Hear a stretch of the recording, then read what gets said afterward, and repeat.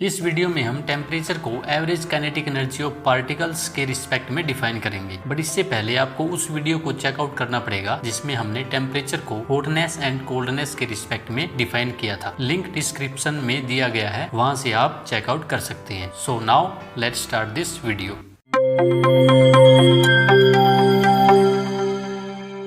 Before starting this video, you should know about few things like what is kinetic energy. Kinetic energy किसी भी object में उसके motion के कारण होती है। मीन्स कोई ऑब्जेक्ट जितना ज्यादा फास्ट मूव करेगा उसकी काइनेटिक एनर्जी भी इंक्रीज करेगी। मीन्स काइनेटिक एनर्जी डिपेंड करती है उस ऑब्जेक्ट की स्पीड पे। इस यूनिवर्स में हर ऑब्जेक्ट टीनी पार्टिकल्स से मिलकर बना है और ये पार्टिकल्स हमेशा मोशन में रहते हैं। ये सभी पार्टिकल्स डिफरेंट स्पीड से मूव करते हैं, तो यहाँ हमें इन पार्टिकल्स की एवरेज काइनेटिक एनर्जी को कंसीडर करना पड़ेगा। फॉर एग्जांपल, आपके पास एक ऑब्जेक्ट है और वो 5 पार्टिकल से मिलकर बना है। अगर हमें इन पार्टिकल्स की एवरेज काइनेटिक एनर्जी निकालनी हो तो हमें सभी पार्टिकल्स की स्पीड को प्लस करके नंबर ऑफ पार्टिकल्स मीन 5 से डिवाइड करना पड़ेगा। अब जो वैल्यू आएगी वो उन पार्टिकल्स की एवरेज काइनेटिक एनर्जी होगी।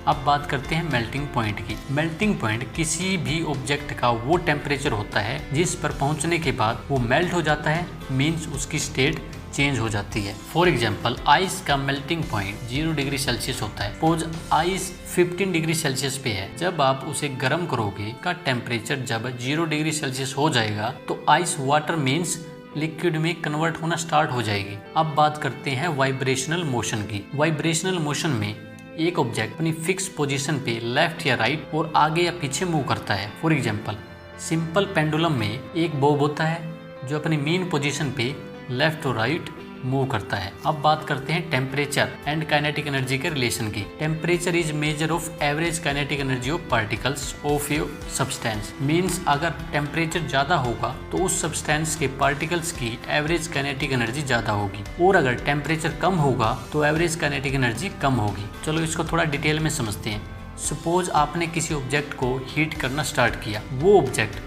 उस हीट को अब्जॉर्ब करता रहेगा। इस हीट से उस ऑब्जेक्ट के पार्टिकल्स का मोशन इंक्रीज हो जाएगा, मीन्स वो तेजी से मूव करने लगेंगे और उनकी एवरेज काइनेटिक एनर्जी इंक्रीज हो जाएगी। हेंस उस ऑब्जेक्ट का टेम्परेचर भी इंक्रीज हो जाएगा। अगर हम उस ऑब्जेक्ट को उसके मेल्टिंग पॉइंट तक हीट देते रहेंगे तो मेल्टिंग पॉइंट पर पहुंचने के बाद उसके पार्टिकल्स का मोशन इतना तेज हो जाएगा कि उस मोशन के कारण उन पार्टिकल्स के बीच का फोर्स ऑफ अट्रैक्शन उड़ जाएगा और उस ऑब्जेक्ट का फेस यानी स्टेट चेंज हो जाएगी, जैसा कि हमने आइस के केस में देखा था। अगर आपको इस वीडियो से कुछ सीखने को मिला है तो प्लीज वीडियो को लाइक एंड शेयर करें, चैनल को सब्सक्राइब करें, and finally thanks for watching.